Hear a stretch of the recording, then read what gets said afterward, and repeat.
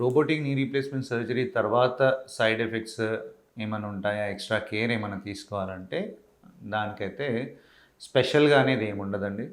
Normal knee replacement or normal ఏ surgery చేసినా గానీ ఉండే కాంప్లికేషన్స్ తప్ప అడిషనల్‌గా ఉండే కాంప్లికేషన్స్ అయితే ఏముండవు.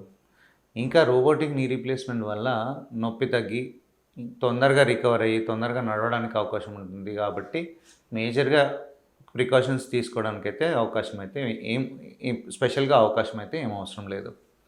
సో, ఒకటే ఒకటి రోబోటిక్ నీ రీప్లేస్మెంట్‌లో చూసి చేసుకోవాల్సింది ఏంటి అంటే ఆస్టియోపోరోసిస్ ఉన్నవాళ్ళు, వయసు ఎక్కువగా ఉన్నవాళ్ళు, 70, 75 సంవత్సరాలు పైబడిన వాళ్ళలో ఎముకలో పటుత్వం లేనప్పుడు మేమేదైతే రోబోటిక్ ట్రాకర్స్ అరేంజ్ చేయడానికి పిన్స్ పెడతామో ఆ బోన్స్ దగ్గర ఫ్రాక్చర్ అవ్వడానికి అవకాశం ఉంటుంది కాబట్టి సర్జరీ చేసేటప్పుడు మేము జాగ్రత్తగా ఉండాలి.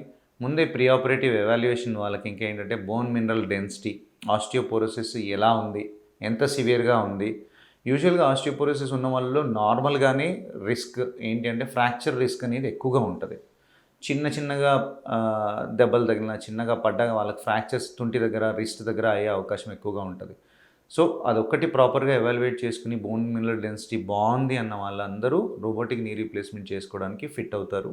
ఆ తర్వాత మేజర్ కాంప్లికేషన్స్ అయితే ఏమీ ఉండవు.